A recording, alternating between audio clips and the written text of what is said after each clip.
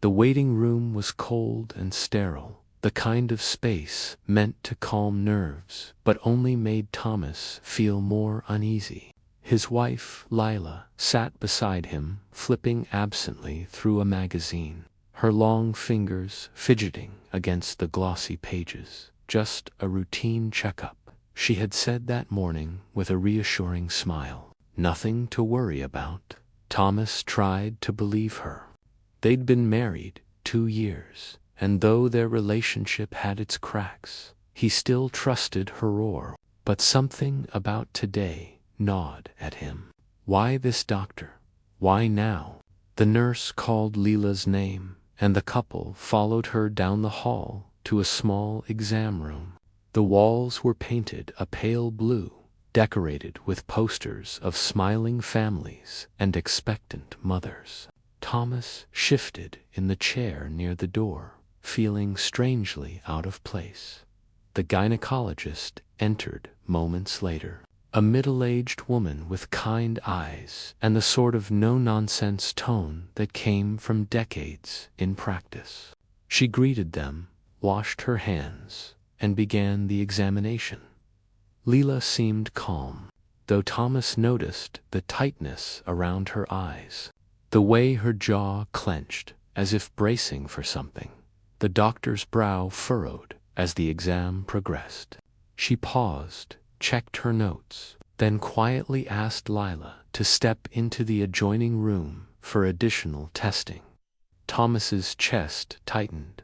"Is everything okay?" he asked. The doctor hesitated, then said carefully, "Mr. Hale, we'll talk in a moment. Please wait here." Minutes stretched into eternity. When the doctor finally returned, her expression was grave. She closed the door behind her and faced Thomas directly. "Mr. Hale," she said softly, "I need to be honest with you. Your wife, biologically, she is not a woman. She is." The words blurred in Thomas's ears, but the meaning cut sharp and deep. Not a woman. All the years of intimacy, all the secrets, all the nights he thought he knew, hurt crashed around him like glass. His breath caught. "What are you saying?" The doctor's eyes were steady but heavy with pity. "She was born male. The examination confirmed it. I thought you should know." The room spun. Thomas gripped the arms of the chair, his heart pounding so loudly he could barely hear anything else. Images of their marriage, of every moment together, played in his mind like a cruel joke. The door opened then, and Lila stepped back inside. Her eyes flicked to the doctor, then to Thomas. She knew he had been told. "Thomas," she whispered, her voice trembling. "I can explain." But Thomas couldn't find words. His throat burned, his hands shook. Rage and betrayal warred inside him, drowning out everything else. "You lied to me," he choked out, his voice breaking. "For 2 years. Our marriage, everything, it was a lie." Lila reached for him, tears brimming in her eyes. "Please, I didn't want to lose you. I was going to tell you, I swear." But Thomas pulled away, his body rigid with fury. The sterile walls pressed in on him, the truth suffocating, and in that moment, a thought he would never admit to himself fully began to grow, an anger so consuming that it would lead to something no one in that office could have imagined. Something violent, something final. Lila had always known the truth would come out. Every day of her marriage had been a gamble, a delicate balancing act between love and fear. But sitting across from Thomas now, seeing the storm in his eyes, she realized the gamble was over. He hadn't spoken since leaving the doctor's office. They sat in the car, the silence between them more suffocating than words ever could be. Finally, Thomas's voice broke through. raw and jagged. How long were you going to keep lying to me? Lila's hands twisted in her lap. I wasn't lying. I'm me, Thomas.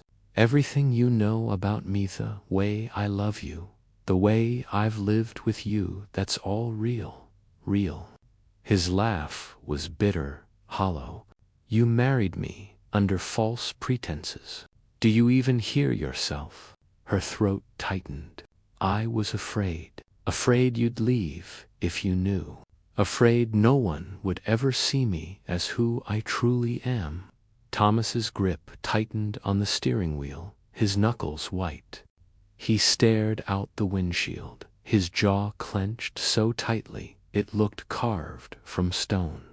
I built my whole life with you, he said through gritted teeth.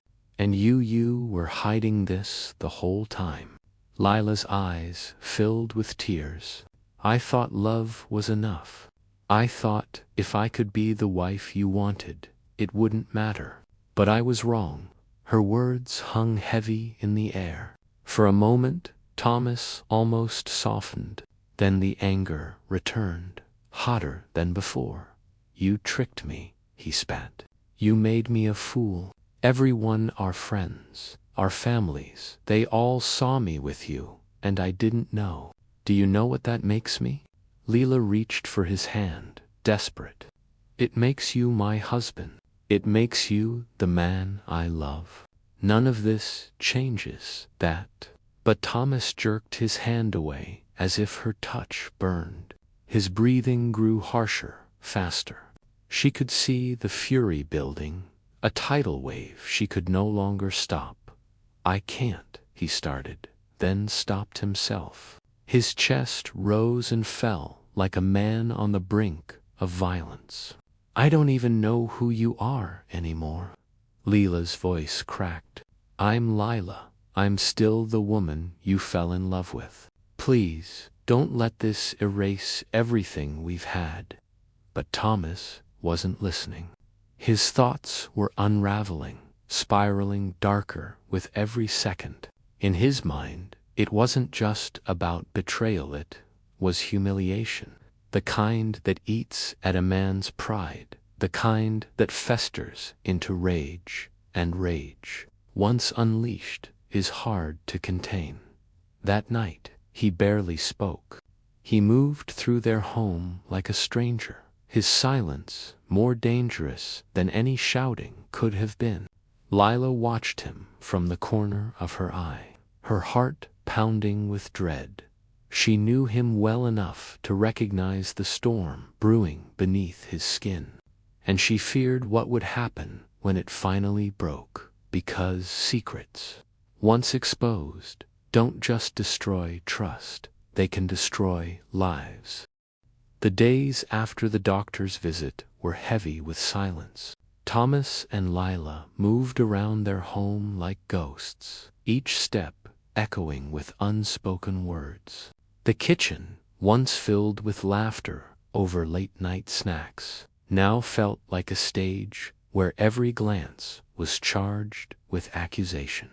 Thomas had barely touched his food in days. He sat at the table, staring at the half-empty plate, while Lila stood at the sink, rinsing dishes that didn't need cleaning. Finally, he spoke, his voice low but razor-sharp. Do they all know? Lila turned, startled. What, your friends? Your co-workers? Did they know before me? Her heart dropped. No, Thomas. No one knows. Only you. But he didn't believe her. His laugh was short, bitter. You expect me to think I was the only one in the dark? You've been lying for years. How many more lies have you told me? None, she whispered, but her voice cracked. Thomas slammed his fist against the table, the sound making her flinch. You should have told me before I ever put a ring on your finger. Tears welled in Lila's eyes. And then what? You would have walked away. You never would have seen me for who I really am. His gaze cut through her. You're not who I thought you were. The words pierced deeper than any blade. That night, Thomas drank. Bottles clinked against the counter, one after another, as his thoughts grew darker, more tangled. The whiskey burned, but not enough to dull the humiliation twisting in his gut. Images haunted him: the wedding day, the honeymoon, every moment of intimacy. He replayed them now as lies, tricks designed to make him a fool. And the more he thought about it, the more his shame turned to something dangerous. By midnight, Lila sat in the bedroom, her back against the door, listening to his footsteps pacing the hall. Her heart raced with every creak of the floorboards. When he finally came in, his eyes were bloodshot, his words slurred but sharp. "You ruined me, Thomas. Please," she whispered. "I love you." But he only shook his head, tears mingling with rage. "Love? This isn't love. This is a con." He staggered closer, and Lila's body tensed. For a split second, she thought he might hit her, but instead, he punched the wall beside her head, plaster cracking under his fist. "I can't live like this," he muttered, his voice breaking. "I can't live as your joke." Lila reached for him, desperate. "You're not a joke. You're my husband. Please don't let this destroy us." But Thomas pulled away, his face twisted with something darker than grief. "Maybe the only way to end this," he whispered, "is to end you." The words froze her blood, and for the first time, Lila realized the man she had loved for years was replaced by someone who saw her not as a wife, but as a betrayal he couldn't forgive. Long before Thomas, long before the suburban house and wedding photos on the mantel, there was only Lilaloon, fighting to exist in a world that wanted her erased. She grew up in a small southern town where whispers could ruin a life. As a child, she had always felt out of place in her own skin, staring into mirrors and not recognizing the boy reflected back. Her parents, strict and traditional, dismissed her pain as rebellion. By the time she was 16, Lila had learned to keep her secret buried. She hid her clothes, her makeup, her journals. She wore masks, smiled when she wanted to cry, played the role everyone demanded. But inside, she was suffocating. At 18, she ran away. The city became her salvation, a place where she could start over, where she could breathe. Hormones, therapy, surgery, years of quiet transformation built the woman she saw in the mirror now. A woman she finally recognized, but the scars never left. The fear of rejection clung to her, whispering that if anyone ever knew, they would turn on her. Then came Thomas. He was charming, persistent, and unlike anyone she had met. He didn't just see her, he adored her. For the first time, Lila felt safe enough to imagine a future, marriage, a home.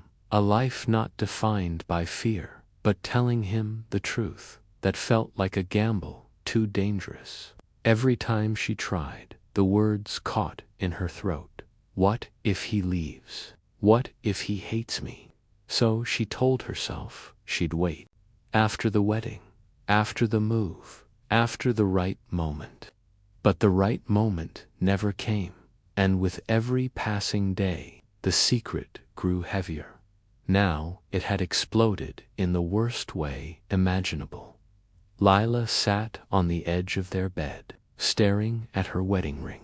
She twisted it over and over, the gold band digging into her skin. Tears blurred her vision as she remembered their vows, his smile, the way he had promised forever. But forever had an expiration date. From the hallway, she could hear Thomas's movements, sharp, angry, pacing like a predator in a cage. He had been drinking again. The sound of a bottle hitting the counter made her flinch. She closed her eyes, whispering to herself, "He loved me once. He can love me again. He has to." But the truth was heavier than hope. Thomas wasn't the same man anymore.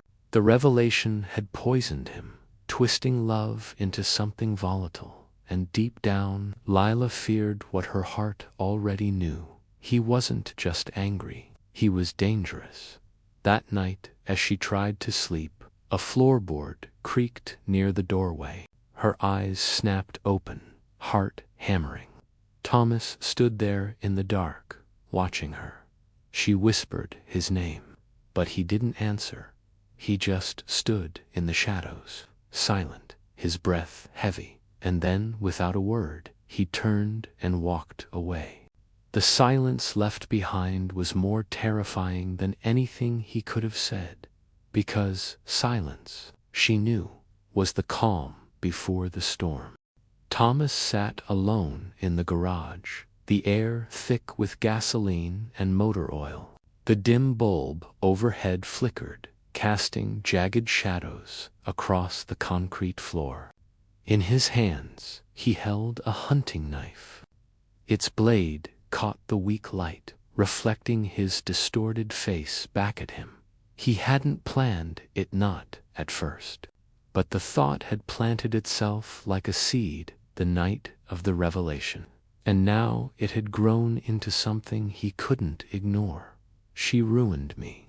She humiliated me, and she will never stop unless I end it. The knife felt heavy, final. He set it down on the workbench, then reached for the whiskey bottle beside him. Each swallow dulled the edges of his doubt, sharpening the anger until it was the only thing left. For days, he had paced the house, rehearsing scenarios. Should he make it look like an accident? Should he disappear her body where no one would find it? He searched online late at night, covering his tracks poorly but not caring. His obsession drowned out caution. Meanwhile, Lila sensed the shift. He spoke less. His eyes, once filled with warmth, now followed her with something colder, calculating, measuring.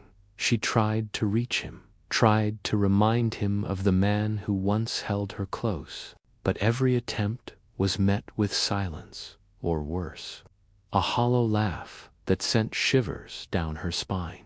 That evening, Thomas stood in the doorway of their bedroom, watching her. She lay on the bed, reading, though her hands trembled on the pages. "Lila," he said flatly, her eyes flicked up, cautious. "Yes, do you ever wonder what people would say if they knew? If they knew what you really are?" Her stomach dropped. "Thomas, please don't." He stepped closer, his voice low, venomous. "You think you fooled me, but I see you now. Everyone will see you." Lila's chest tightened. She forced her voice steady. "You don't have to do this. We can fix us. We can fix." He cut her off with a bitter smile. "There's no fixing this." He turned and walked out, but his footsteps carried weight, heavy, deliberate, a man with a plan. Later that night, while Lila pretended to sleep, Thomas sat at the kitchen table. Scribbling in a notebook, he wrote list states, ways to explain her disappearance. He even drafted a story about her leaving him, running away because of guilt. A tragic marriage unraveling, but he knew words alone wouldn't erase her. The knife lay on the table beside his notebook. He picked it up again, running his thumb along the blade until a thin line of blood appeared. He didn't flinch. Instead, he whispered to himself, "Soon." Upstairs, Lila stirred. The house creaked with Thomas's movements, and fear pressed down on her chest. She knew something was coming. She had felt it in his eyes, in the way he lingered too long in doorways, in the silence that was no longer empty but charged with intent. She clutched her phone under the covers. scrolling through bus schedules, train tickets, anywhere she could escape. But she also knew one terrifying truth: if she didn't act soon, she might never have the chance. The house was silent, but silence no longer meant peace. It meant danger. Lila sat on the edge of the bed, suitcase half packed, her hands trembling as she stuffed clothes into it. She didn't care what she grabbed, just enough to get out. Her phone buzzed on the nightstand with a bus ticket confirmation. Midnight departure. She had a chance. Downstairs, she heard Thomas moving. Slow, deliberate footsteps. The sound of a drawer opening, then closing. She froze, straining to hear the creak of the floorboard near the garage. Her pulse hammered. She zipped the suitcase as quietly as possible, then shoved it under the bed. She couldn't leave just yet. If he saw her going, if he suspected, it would be over before it began. Minutes passed. Then she heard the garage door groan shut. Silence again. She dared to breathe. Thomas stood in the garage, the hunting knife in his hand, the edge polished sharp. He had been rehearsing this in his mind for days. Every detail mapped out, no hesitation. Tonight was the night, he muttered to himself. She can't lie to me anymore. She won't. From his pocket, he pulled a pair of gloves and slid them on, flexing his fingers. He wasn't just thinking about killing her. He was thinking about what came after, how to make her disappear. The shallow patch of earth behind the shed. The fire pit he'd dug weeks ago. It was all ready. Upstairs, Lila crept to the window. Outside, the street was empty. The bus stop down the block, glowing faintly under a flickering lamp. Freedom was close if she could just make it there. She pulled her suitcase from under the bed, gripping the handle with white-knuckled hands. Every step toward the door felt like a countdown. She made it to the hallway. The house groaned with age, floorboards threatening to betray her. She paused, listening, nothing.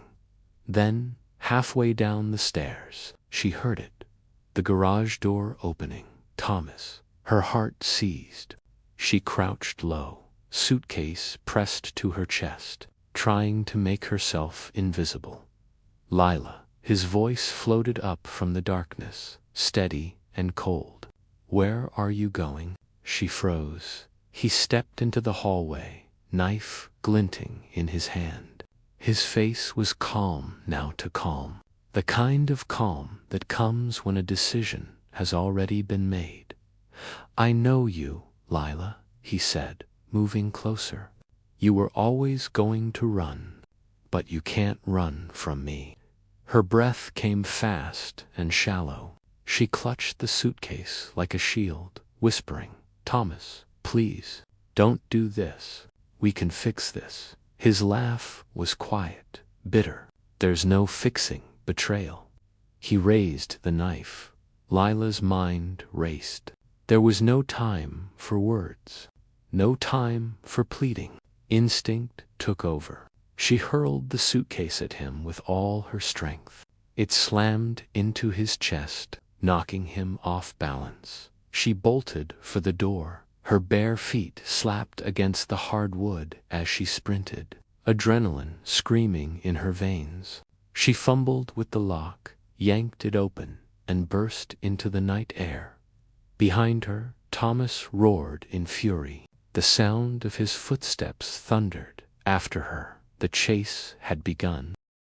The night air was sharp against Lila's skin as she tore down the street, lungs burning, heart pounding so loudly it drowned out everything else. Behind her, Thomas's footsteps pounded the pavement, heavy and relentless. Lila, he bellowed, his voice echoing through the quiet neighborhood. You can't run from me. She didn't look back. She couldn't. Every second wasted meant death. Her eyes locked on the faint glow of the bus stop down the block, the symbol of escape, of hope. But Thomas was faster than she remembered. Years of bottled-up rage fueled him, each stride bringing him closer. The suitcase she'd thrown at him earlier now lay abandoned on the porch. She had nothing but the clothes on her back, her phone clutched tight in her hand. She dialed 911 with trembling fingers, breathless as she ran. 911, what's your emergency? My husband, he's trying to kill me, she gasped. He has a knife. I'm on the phone was ripped from her hand. Thomas had caught her. He shoved her hard, sending her sprawling onto the asphalt. The phone skidded into the gutter, its screen cracked, the emergency call still echoing faintly from the speaker. Thomas loomed over her, knife glinting under the streetlight. His face was twisted with fury, sweat dripping from his brow. You made me a fool, he growled. Everyone will know what you are, unless I erase you. Lila scrambled backward, her palms scraped raw against the road. Thomas, please. We loved each other, doesn't that mean anything? For a flicker of a second, hesitation crossed his face, but rage swallowed it whole. He raised the knife. Before it could fall, headlights swept across them. A car turned the corner, its brakes screeching as the driver spotted the scene. Hey! A voice shouted. Thomas faltered, blinking in the glare. Lila seized the moment. She kicked at his legs with all her strength. He stumbled, crashing against the curb. She bolted again, sprinting toward the bus stop. The car door slammed, and a man rushed out. The driver, a stranger. He shouted, "Call the police." Before charging toward Thomas. Thomas snarled like a cornered animal, gripping the knife tighter. Stay out of this, he barked, swinging the blade wildly. The stranger hesitated, then backed off, pulling out his own phone. They're on their way.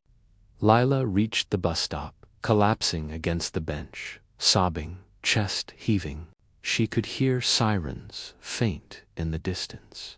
Thomas turned toward her, eyes wild, and in that moment, she knew he didn't care about the cops, the witnesses, the lights. All he wanted was her. He sprinted toward the bus stop. Knife raised high, Lila's scream pierced the night.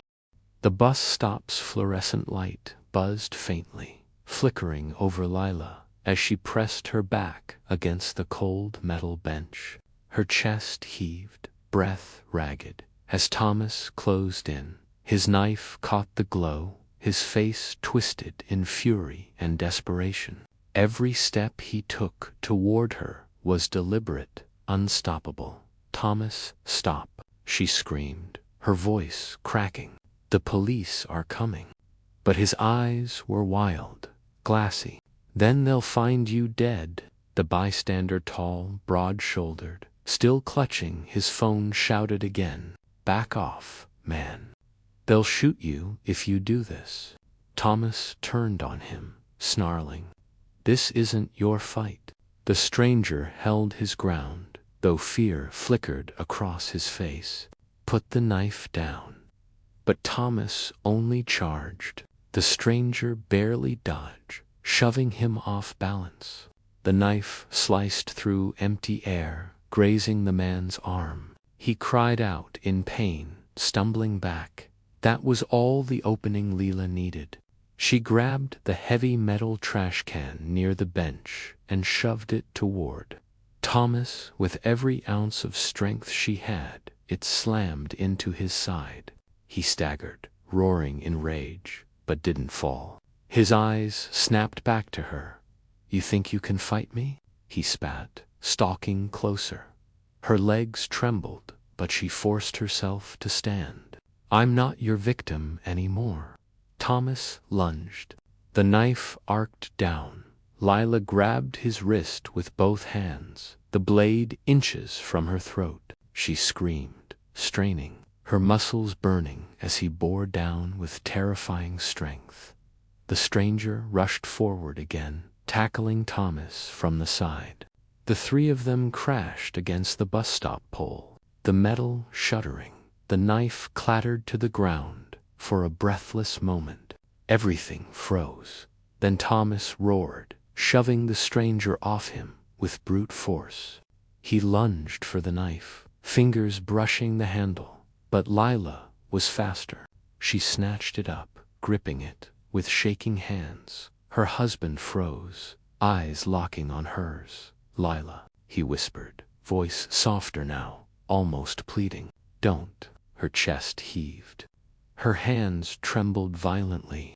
Every memory of Himtha, love, the laughter, the nights they held each other close flashed in her mind.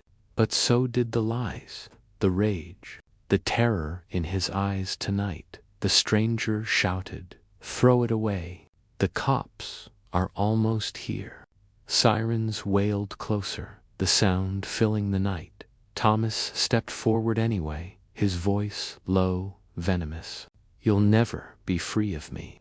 And in that moment, instinct took over. Lila drove the knife forward. Thomas's eyes went wide, his body jerking as the blade sank into him. He gasped, mouth opening in shock, then staggered backward, clutching the wound. Blood spread across his shirt, dark under the streetlight.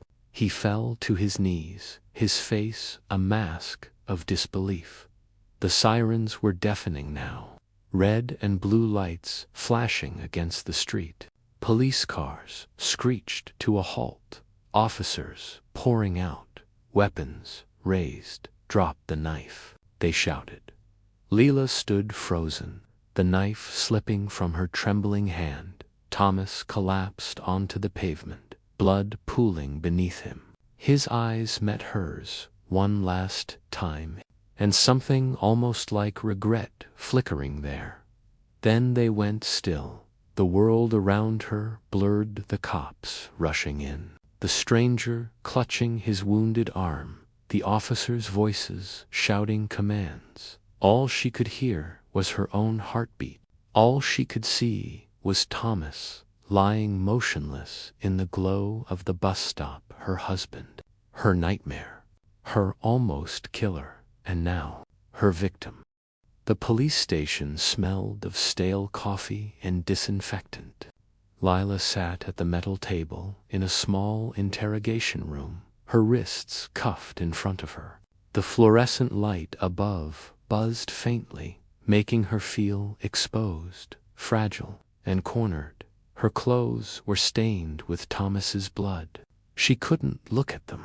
Every time her eyes drifted down, she saw his face again, twisted in shock as the knife went in. The door creaked open. Two detectives entered, a tall, sharp-featured woman with a notepad and a heavy-set man with tired eyes. They sat across from her, their presence filling the room with authority. "Lila Hale," the woman began, her tone flat. "We need you to walk us through what happened tonight, from the beginning." Lila's throat tightened. He was trying to kill me." The male detective leaned forward, voice calm but probing.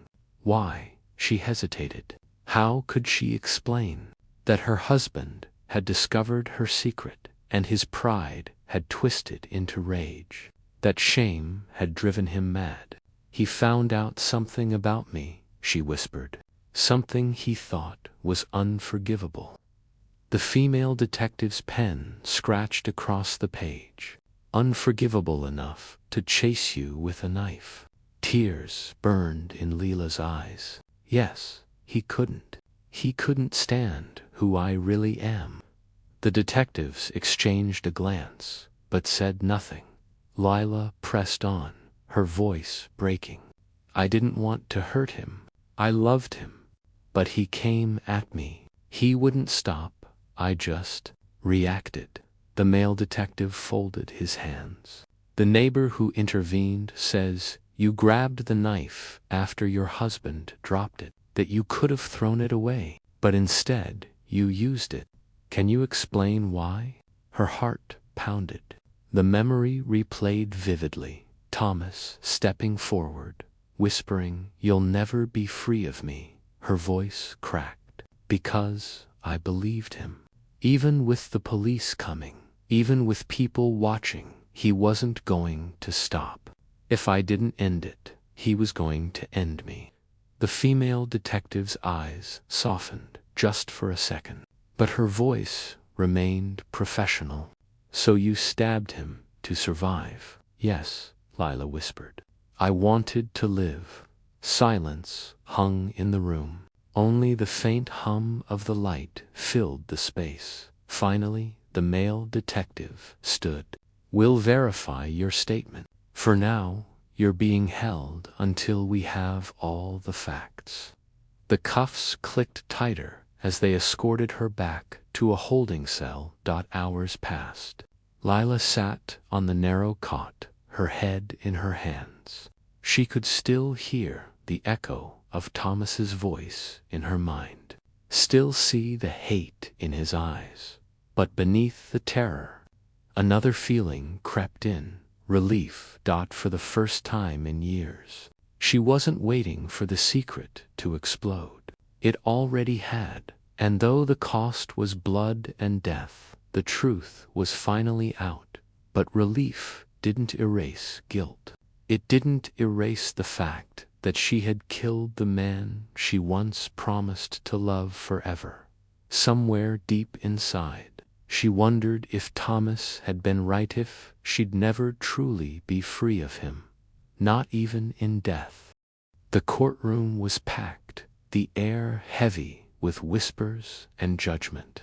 Reporters scribbled in notebooks, cameras clicked from the gallery, and strangers leaned forward to watch the spectacle unfold. At the defense table, Lila sat stiffly beside her lawyer, dressed in a plain suit.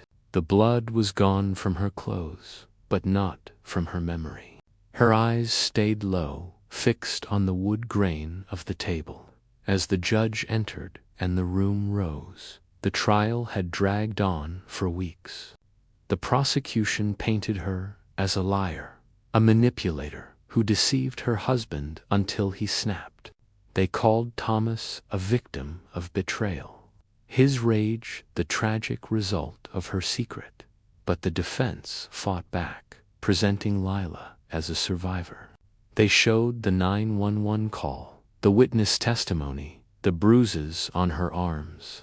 They replayed the body cam footage of officers arriving at the bus stop, her shaking hands, dropping the knife as she sobbed for help.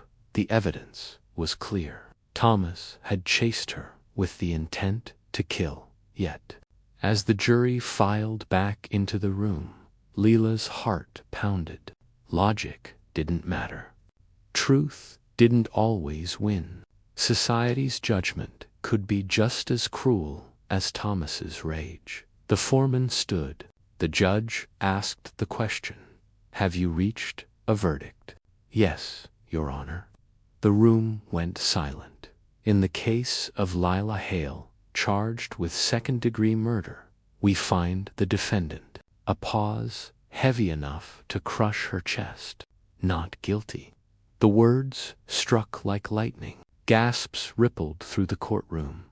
Lila's breath left her in a shuddering rush. Tears welled in her eyes as her lawyer squeezed her hand, whispering, "You're free."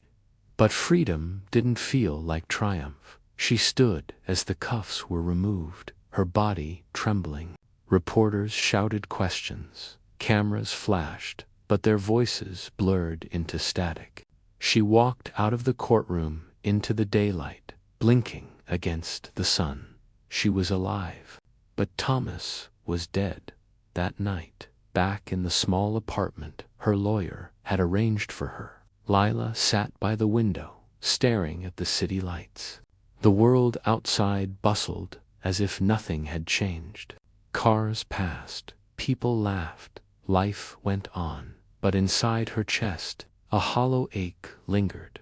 She replayed the moment again, and again the knife in her hand. Thomas's last look, his final words, "You'll never be free of me."